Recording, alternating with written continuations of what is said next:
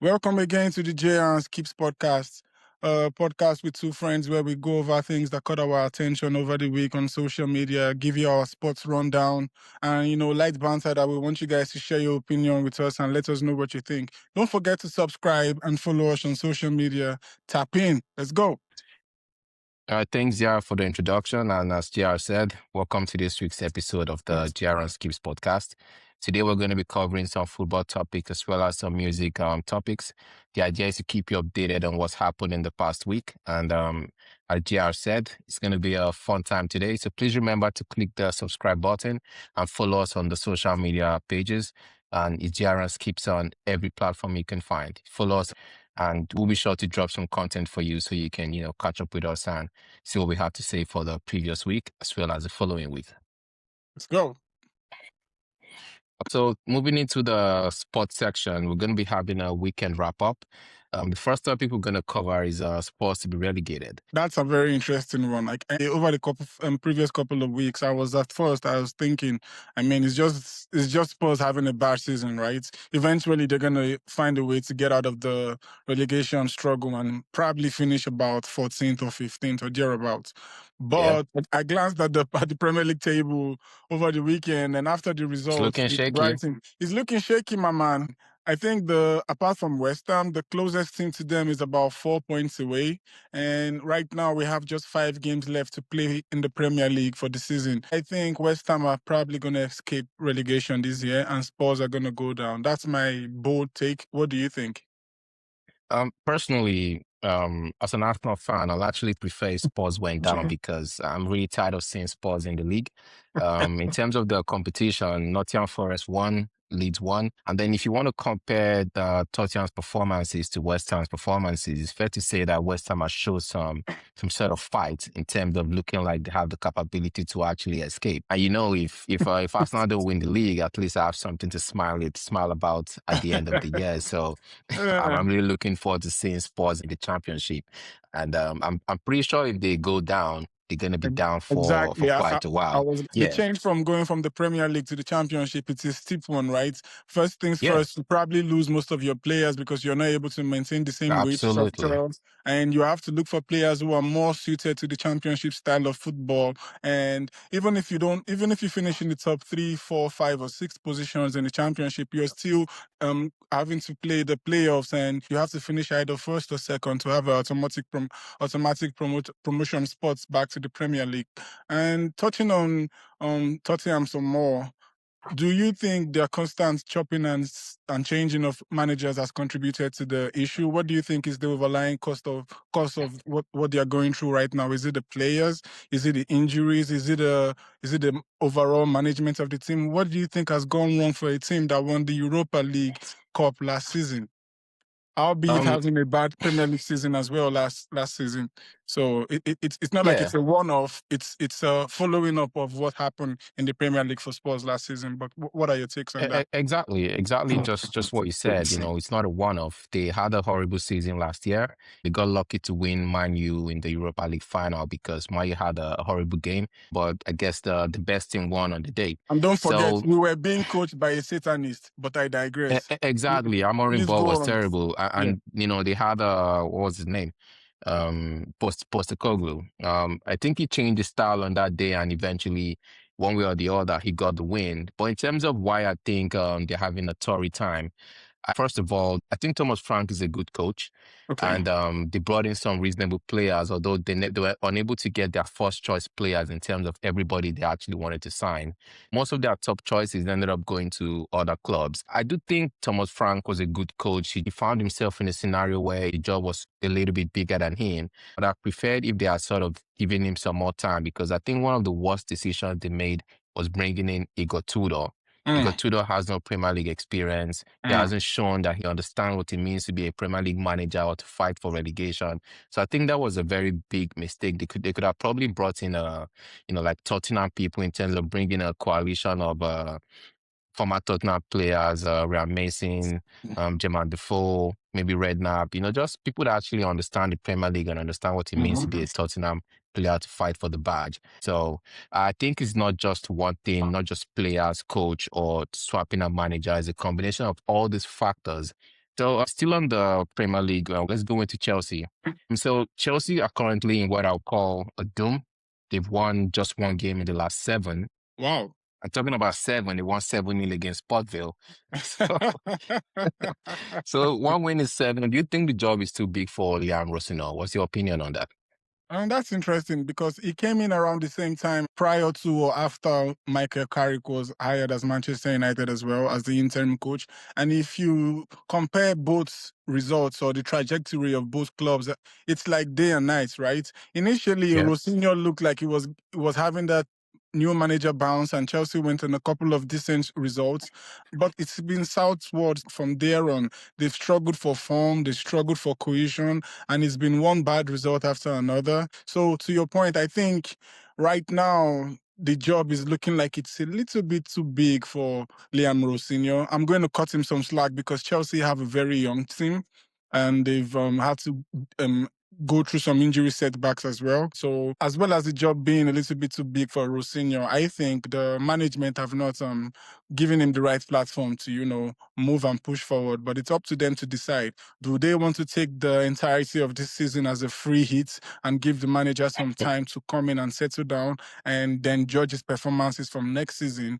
Or do they add this to the sample size in saying, hey, I don't think this man is the right manager for Chelsea and we let him go at the end of the season? So it's yet to be seen. Yeah, very, very good points in terms of the maybe using the sample size. But to be honest, I don't think Liam Rossini was ever a good fit for Chelsea Football Club.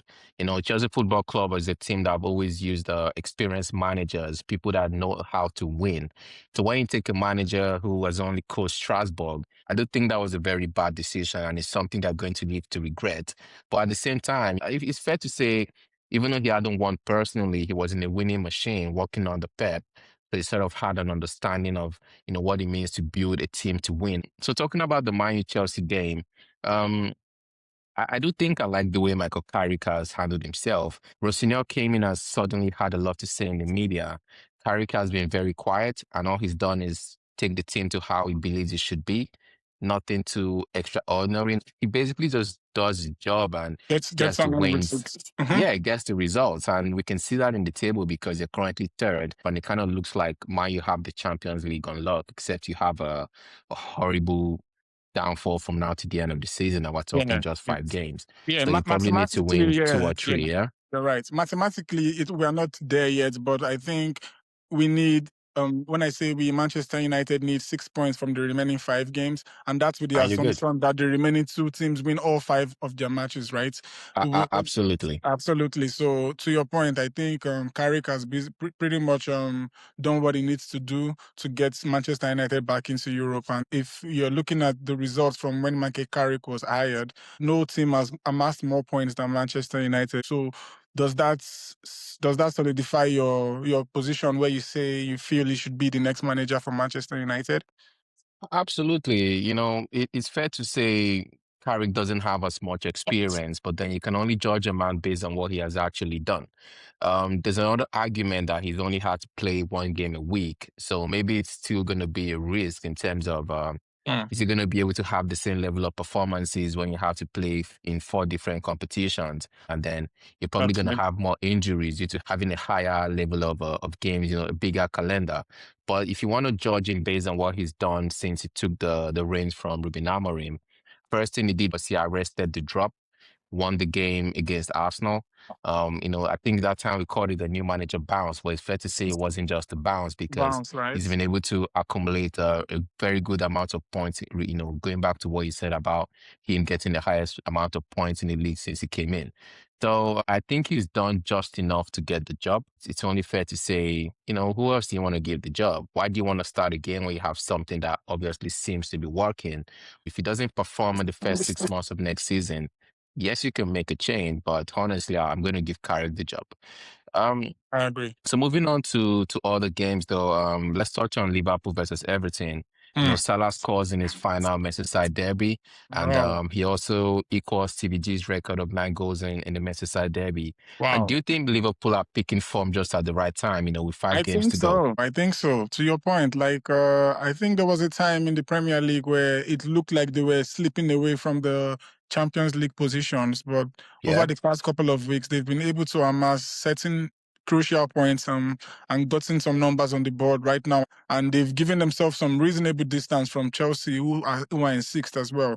Also, 7 points, man. 7 points 7 points. Wow. Also, to circle back to your point on Mo Salah, he's a Liverpool legend and he's one of the best players we have ever seen. Not just a Liverpool legend, the Premier League all-time legend at this point. The numbers and the stats say so for himself, and it was very nice for him to get a victory in his final Merseyside derby. So yeah, kudos to Liverpool and Arne Slot for stopping the rot and steering the ship in the right direction. It's like da, da, da, da, da. Yeah, so I think that's a really good points we've talked about in terms of the Liverpool performance for this season. And just before we jump into the main topic in terms of our sport collection, I'm just going to go back to Chelsea though. So 7-0 against Port Vale, 7 points away from the Champions League place, and one win is seven. So that's a couple sevens for them. Okay. My So God, bro, my God. Lame. I just had to say that, man. Okay, so going into the main topic of today, the title race has been blown open. Do you think Arteta is about to bottle it again? What do you think? My reasoning is I don't think this City team have the capacity to win all 6 of their remaining games. If they win all their games, then they become they are champions again of England. I don't think Arsenal are about to bottle it again, but I say Arteta is not making it easy for himself right now. In my opinion, I think Arsenal are gonna bottle it again. Yeah, so this was the game where you could actually cement a position. The only thing we had to not do was to lose, and that's what we did. So, in my opinion, I did see Arsenal have a fantastic run a couple years back where out of 18 games, we lost one game and drew one. So I don't see any reason why they cannot steamroll the rest of the team they have. So let's just quickly touch upon the Arsenal and Man City's schedule. Let's make this pretty quick. Arsenal and Newcastle, who do you think is winning that one? Who's home? Arsenal is home. Arsenal are gonna win. I think Arsenal is gonna lose that one. Arsenal Fulham, Arsenal is at home. I think it's gonna be a draw. I think Arsenal will win that one. West Ham away. I think Arsenal win that one. I think that's a draw. Arsenal Burnley, Arsenal is at home. Arsenal win that as well. Then the last game of the season is against Crystal Palace away. Who do you think is gonna win that one? That's a tricky London derby. That's a tricky one, exactly. I see a draw. A draw, okay. I think we'll probably beat Crystal Palace away. So let's quickly touch upon Man City's fixtures, though. They have Burnley next away. What are you thinking? I think City draw that game. I think they win that game. Followed by Everton away. I think City lose that game. I think they win that game also. Man City Brentford at home. I think City win that. Yeah, I think they win that also. Man City Bournemouth away. I think they either draw or lose this game, but they might drop points here. So what are you thinking? I think City win away at Bournemouth. So Man City Crystal Palace at home. I think City win that. Yeah, I think they win two at home. Then the last game, which might just be the Arsenal saving grace, is they're playing Aston Villa at home. I think Unai Emery might have a surprise for us there. But my concern is the game is going to be at the Etihad. So that might end up being a draw, in my opinion. What are you thinking? Oh, I thought it was away at Villa Park. If it's at the Etihad, then I think City win that. But whoa, going by all I've said, then City are going to win the league, right? Absolutely, man. Absolutely. So I think I'm contradicting myself. Exactly. City have a way of turning up at the right time. If you look away from their performance last season, they've been an engine that turns up at the right time. Once we're talking about the bottom end of the season, they turn up and they win, win, win, win. So honestly, I wouldn't be surprised if they had like 7 straight wins, wrap up the league, while Arsenal drop more points. So going back to Arsenal though, what do we really think is a problem? Is it a coach? Is it the players? Or do you think it's a combination of both? That's interesting. I think Arsenal were unlucky to lose the game. City played well like a good home team. They put on pressure on certain parts of the game, but I think Arsenal dealt with it well. The only time Arsenal looked like they had their pockets unlocked was Cherky for the first goal when he danced through. Arsenal did not really give away much in terms of open chances, and they also were unlucky. Yep. Havertz had two glorious chances, especially the one in the 94th minute to Missed at both. least salvage a result for Arsenal. I think people need to give them a little bit of more plaudits. They lost the game, it's fine. They need to move on and just focus on the next game and try to at least get that victory against Newcastle. They need to get back now to their winning momentum. And if we go back to the results of the EPL from against Manchester City, I think Arsenal have won just one game, which is against Sporting in the last And five. 1-6. 1-6. This is not the type of form you should be showing when it's time to, bottle down and get the job done. I don't think it's the players. I don't think it's the manager. I think it's just the business end of the season being the business end of the season. So mentally, Arsenal and Man City are dealing with two different things psychologically. But I want people to understand that it's because they've been playing exceptionally well. So we should not discredit their first half of the season because of a few turgid months of bad form. Going forward, I think Arteta might need to address his style of football, but I think right now he's prioritizing winning the league over style or substance. It's a bold gamble, but let's see if it pays off. I think you've dropped some very good points, but I would have to disagree in some aspect of it because the team is a reflection of their manager. I have to say Mikel Arteta spent 65 million pounds on Kai Havertz. So, you buy trash, you get trash. So if he had spent the money buying someone that could actually put the ball in the back of the net, then maybe we're not gonna have this problem. And he went out again, spent another about 60 million pounds on Victor Gyökeres, and in your biggest game of the season, where you have a chance to actually cement the league, is on the bench, and you're playing Kai Havertz, that sort of demonstrated that he has never been a goal scoring machine. This is the man Yes, you that got got you your equalizing goal, though. yeah, but that was due He to missed some pressing. chances, It but wasn't. it was really bright all of, Look, throughout the game. what I want in Havertz is if you get a chance from play being created, put it in the back of the net. Yes, you press the keeper, got lucky, press the ball into the back of the net, but then you had two glorious chances, man.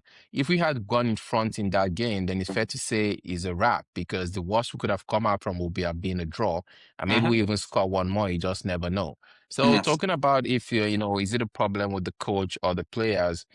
I think it's a problem with the coach because, as I said earlier, the players are simply a reflection of their manager. And the reason why you can have Man City players being extremely relaxed is because what does Pep tell them in the dressing room? It's probably like, chill, we got this, it's Arsenal. What does Arteta tell them? Don't worry, we're going to win. Control. Look, so do I see Arsenal play? It's fair to say we didn't play a bad game, to be honest. But the second half was a bit dicey because when it was 1-1, to me, that's when you should take the game, choke the opposition, and try to get another goal. Rather, we try to sit back, try to park the bus. Away, It doesn't matter, man. You're going for the league. If you want to win the league, you need to beat your opposition. well, So no, you don't. it's fair to Sorry, say, sorry to cut you off, but yeah, let's not lose context, right? I get what you mean by if okay. you want to win the league, you have to beat your opposition. But like you said, when it was 1-1, if the game had ended as a draw, it's a good result for Arsenal, right? I'm very Yeah, certain. but the In chances we hindsight, had was on the imagine if counter, Arsenal though. was chasing for the Yeah, game and they get hit on the counter and they lose 2-1. We'll probably have but fans we saying, lost either way. "But why are you run? Why are you chasing the game? What you had to do was just sit back." I'm just saying, like in situations like this, hindsight is the best. If you go away to a difficult away ground, the first thing you need to tell yourself is we don't want to lose here. If you tell yourself we want to go and win here, I don't think it's the right mentality, especially if you're playing against a team like City. No disrespect to Arsenal, but I don't think you have the cojones to go to City and say we want to beat City at their home. Like it makes no sense, right? You have to show respect to Pep Guardiola, which Arsenal did. They didn't set up to be ultra defensive because they had their chances in the game, but City were just more clinical in theirs. So I will push back Um, on that and say I don't think Arsenal sat back. I just felt like it was just Nah, unfortunate. bro. They sat back. The fact is, at the beginning of the game, we sat back. We're playing control football. We're not attacking. Man City were the one playing the football, trying to get a goal. Then they get a goal based on the football that they were playing. Cherky beats like three men, pulls the ball in the back of the net. That's a result of attacking football. Then we get lucky, we press Donnarumma. He's not so good with his feet. The ball goes into the back of the net. That was the point where we should take the chance, try and do something. But we went back into a position where we were trying to sit back, allow Man City press. So none of these chances were as a result of dominating the But play, trying to create a chance. at what point do we shift the accountability to the players? Because to your point, you said Arteta was responsible for signing Kai Havertz, so that means Kai Havertz has the right to miss chances. Even though the coach has set you Yeah. up to get in those positions where you get those chances, the coach made a substitution that brought Trossard on. If Kai Havertz had scored the 94th minute cross, it will have been kudos to Arteta for bringing on Trossard, who created the chance. Yeah, but So he what I didn't. mean is He didn't. fine margins decide games like this. So, Yeah, but fine margins are defined by fantastic players, world-class players.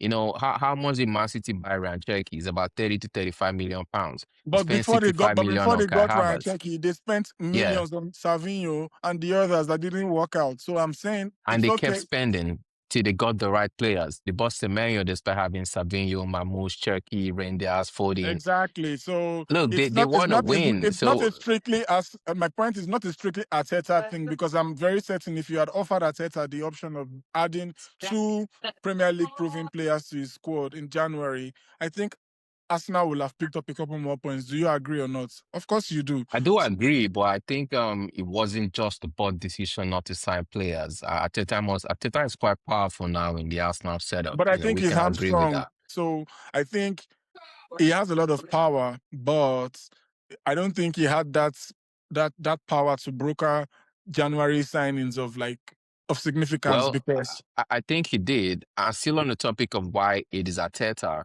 you signed Noni Madueke. We touched on Noni Madueke a couple of weeks back, Tony right? Maduke, He started the game. He was trash all game. Had to be taken out at halftime. So that's wow, another result of an Arteta signing, and it cost 50 million pounds. I So know. I think we can disagree on this point. We can have different opinions, but to me, it's fair to say Arteta is the problem. Yes, he has taken us to a very good position in terms of three back-to-back finishes in second place, two semi-final positions. And just maybe we win the Champions League in our dreams, but we just never know. So let's wait and see. So Um, sorry. So in a nutshell, if he doesn't win the league this season, sack Arteta. Honestly, I wouldn't be sad to see him go, but I don't expect the board to sack Arteta because let's try to be practical here. Arsenal were not, challenging before Arteta. Arteta comes in, you probably finish second 4 times in a row. So even though you haven't crossed the line, you are challenging, you are competing. Two back-to-back semi-final. I don't think that's ever happened in Arsenal's history. So there's a clear indication that Arteta is a top manager. So the big question is, does he need to change the style of play? Does he need more support in the recruiting market in terms of bringing in market players that can get him over the line?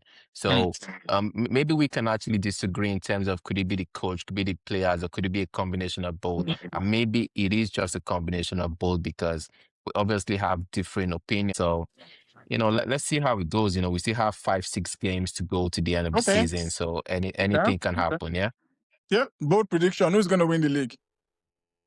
Um, I'm an Arsenal fan, but it really hurts to say. But from what I've seen from Pep Guardiola's team at the end of the season, I think Man City are going to win the league because to me it was who wins this game today. Man City already won the game, so Pep wins the seventh league title in 10, 11 years. What do you think? I think Arsenal win the league. Are you just trying to be nice or? Yeah, Okay, so five, you six heard the games to last go. now. I'm just trying to be, as much as it hurts Yeah, me to say, I still see Arsenal like crawling across the line. But yeah, let's see. scraping it. Yeah. Yeah, let's see. Yep, Okay, I guess we can touch back on that in 5 to 6 weeks because the season should be wrapped up by then. Then exactly. we'll probably see who got the prediction right.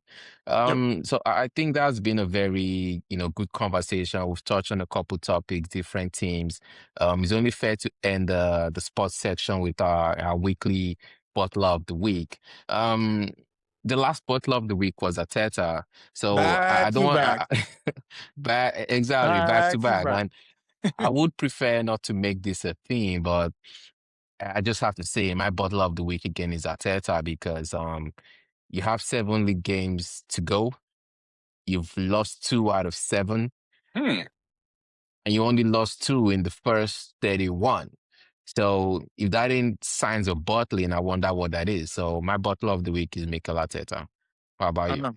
Sadly, I have to agree with you, but not Mikel Arteta. I have to give it to the entire Arsenal team as a whole, because at this point, I'm tired of shifting responsibility away from the players. What happened to the big leaders in the team, the Gabriels? It's not only when it's time to respond to tons on social media that we should see you standing up for Arsenal. What happened to Parboiled Rice? You guys told us he's the best thing that Paul Rice. happened since sliced bread. Is the best player in the Premier League. Show us something. Show us who you are. Are you a man or what? The leaders have to stand up. Oh dear God. Show the team. Make yourself Arsenal legends. I know that even when Arsene Wenger was the coach of Arsenal, we had big personalities like Patrick Vieira, Henry, Dennis Bergkamp stepping up when it mattered, right? There's only so much your coach can do. As a player, you have to show that you want this. You have to step up and take it, like you said. So my butler of the week is not Mikel Arteta, it's Arsenal football team as a whole. So yeah, it's still an Arsenal thing, yeah. So it's still a national thing. Yeah, Okay, man. that's fine. My butler is Arteta, yours is Arsenal. So we're gonna leave it to the subscribers. You guys tell us who's the butler. Look, yeah, do you agree? Do you disagree? Do you think it could be someone else? You can leave it in the chat, whatever you think.